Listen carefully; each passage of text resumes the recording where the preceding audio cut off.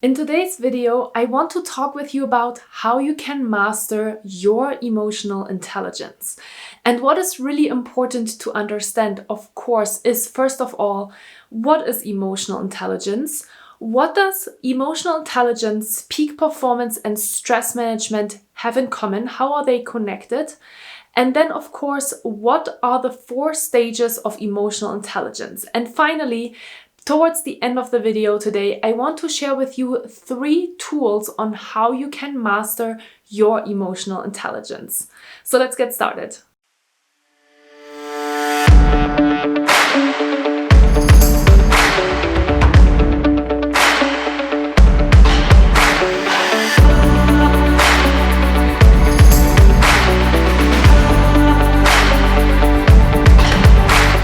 Hi, and welcome back to my YouTube channel. My name is Arndt and I'm a peak performance coach and stress management trainer.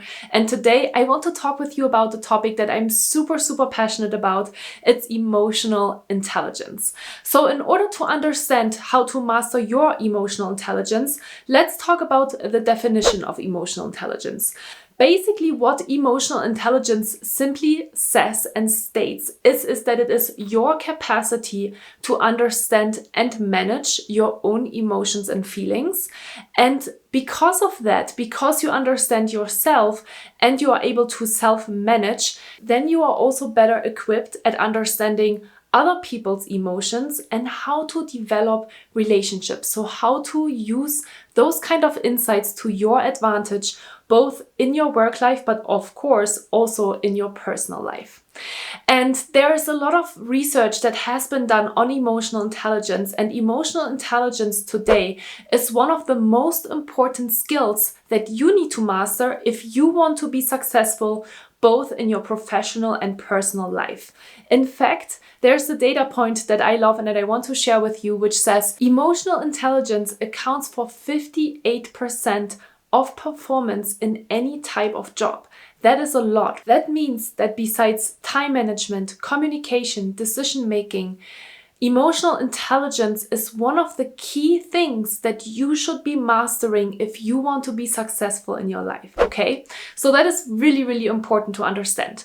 The next data point that I want to share with you in order to start moving into understanding, okay, what are the 4 stages of emotional intelligence is this one. Only 36% of people are able to identify their emotions in the moment, which means that 64% or 2/3 of people are still not able to identify their emotions in the moment.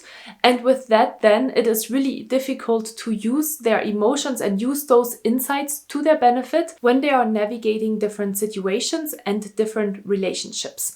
So this is really important, that it's this key skill to success at work and in your personal life. And that is the reason why emotional intelligence is also on the top of the peak performance method, because if you are mastering all these different skills that are part of the peak performance method, then you are also able to master emotional intelligence. And I'm not going to talk about the peak performance method more in detail here in this video. There's another video that's called How to Sustain Your Performance, where I'm diving really deep into what the peak performance method is made of. So now that you understand what emotional intelligence is and why it is so important to master emotional intelligence, we can move into the next topic, which is what are the 4 stages of emotional intelligence. The foundation of emotional intelligence is self-awareness.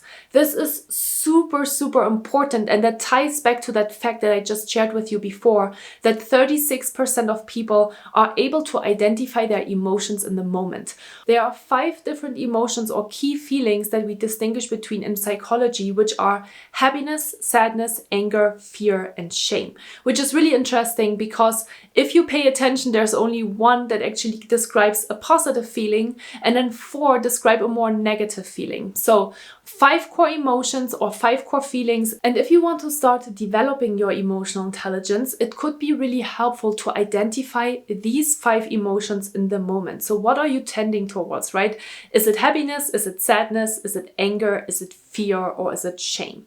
But self-awareness is really the foundation of emotional intelligence. If you don't understand yourself, you cannot regulate yourself, and then you will have a hard time to understand other people and their reactions.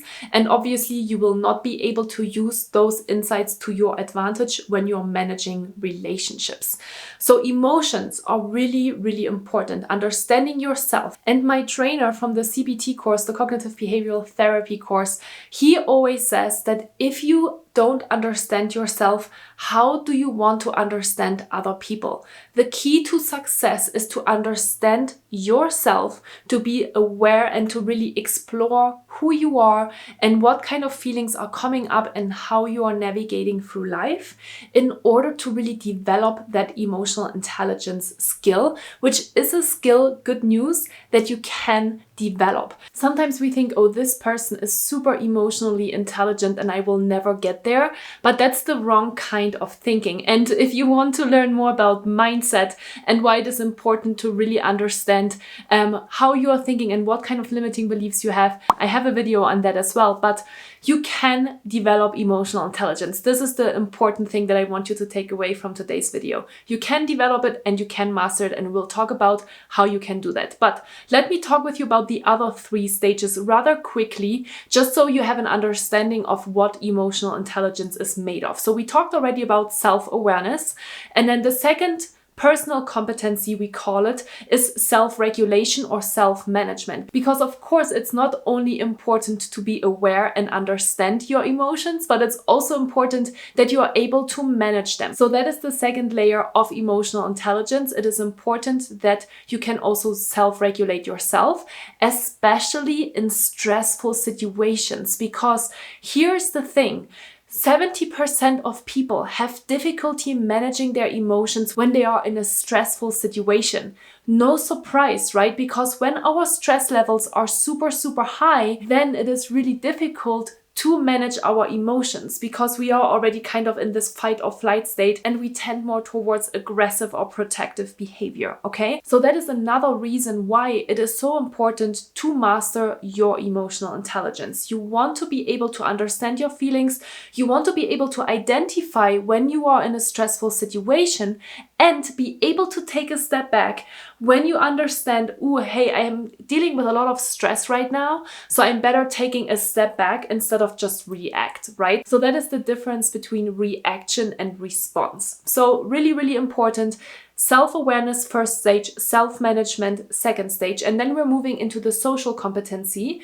And in the social competency, we also have 2 layers, which are, of course, social awareness, so understanding other people's emotions and feelings, and then relationship management. Relationship management is the 4th stage of emotional intelligence, and that basically just says that you are able to listen, to be curious, to not judge a person by its cover, but really to understand their emotions and where they are coming from, and use that to your advantage in order to build powerful relationships. Because here's the deal, only if we are able to really develop personal relationships with people are we able to influence people and are we able to be successful in our lives. So super simple, that is the reason why I want you to master your emotional intelligence, because there is a direct link between emotional intelligence and salary.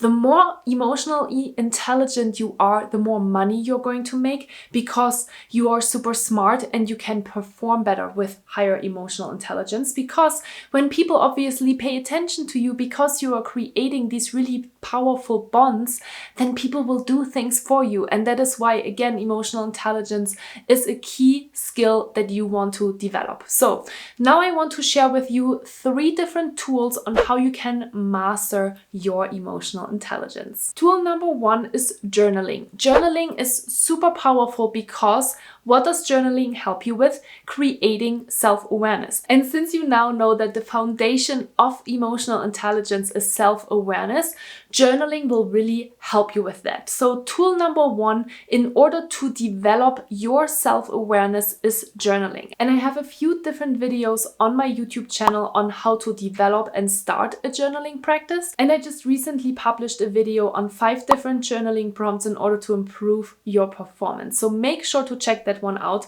because I'm not diving deeper into these different kinds of insights in this video, because I just want to give you an overview and I want to help you understand what emotional intelligence is and how to master it. So tool number 1, journaling. Super important because you want to create awareness. You want to really build that foundation to the max, and this is a super continuous process. You're not going to master it overnight. This is a process, and if you understand that, then you're already halfway there. Tool number 2, in order to create self-awareness and to also self-regulate, is the acronym STOP. It stands for stop, take a break, observe your emotions, and proceed. I have heard of this acronym for the first time in my MBSR training, which stands for Mindfulness-Based Stress Reduction Training. Super powerful. And it is really powerful to understand and to use that stop tool because, again, what do you want to do? You want to learn about your emotions and you want to learn about how you can regulate yourself.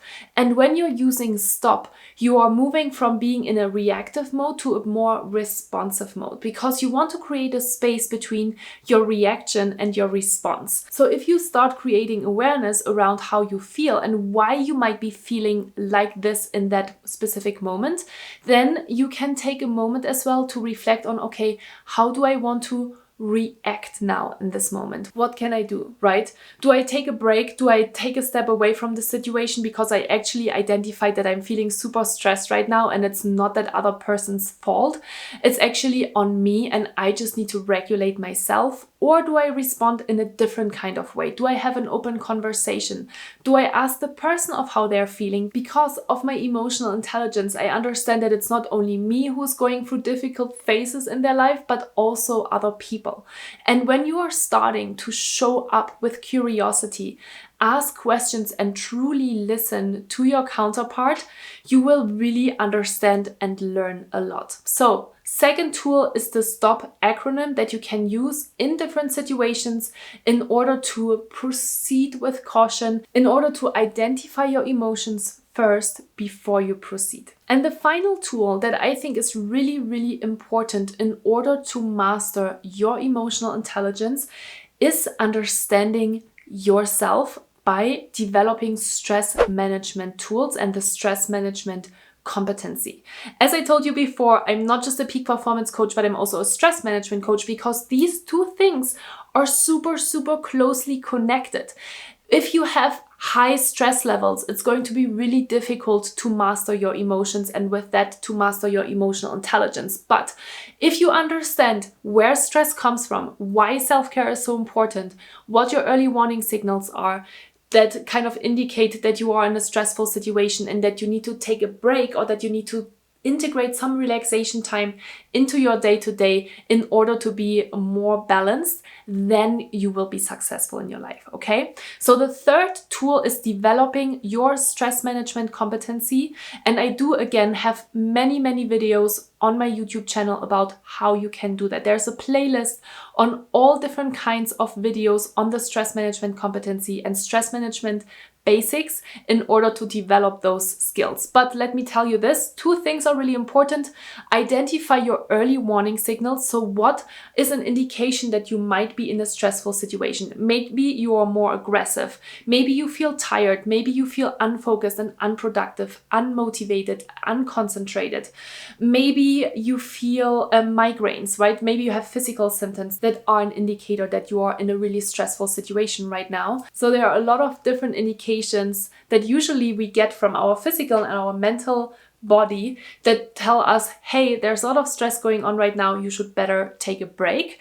And then once, of course, you know your own early warning signals, then you can make a decision again based on that information. For example, I have actually had a lot of work today and I've had a lot of stress today. There's just an accumulation of stress hormones in my body and I need to make sure to build them down in order to feel more balanced and more relaxed. And that can be done by, of course, a multitude of different things like yoga, meditation, movement, napping, eating, drinking, all the things, right? There's a lot of different videos on my YouTube channel that you can watch on building stress management tools. And finally, I want to talk with you about, okay, so with that said, with all of that information that you just received, what does emotional intelligence, peak performance, and stress management have in common? Well, let me break it down for you. It's super simple.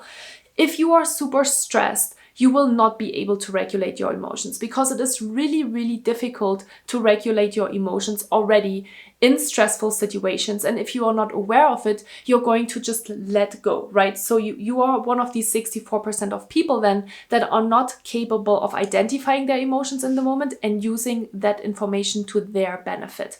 If you master your stress levels, if you understand how to develop the stress management competency, I call it, then you will be able to also master different peak performance skills in order then to develop and master your emotional intelligence. Because if you let yourself guide by your emotions, then you might not be very emotionally intelligent. So I hope this is really clear now for you. And the last thing that I want to say to you is that everybody wants to be a leader. Everybody wants to develop leadership skills. But what a lot of people don't understand is that leadership starts with yourself. You have to understand yourself. You need to be aware of who you are in order to be able to lead other people. So this is really crucial. And the most successful people are the ones that have very, very high emotional. So I hope you found this video very educational and maybe also even inspirational.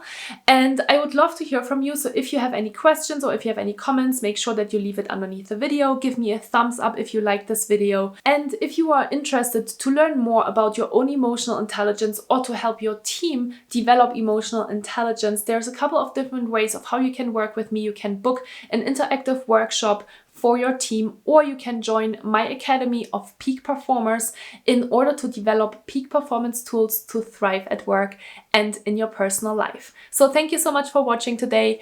Take care and see you soon. Bye bye.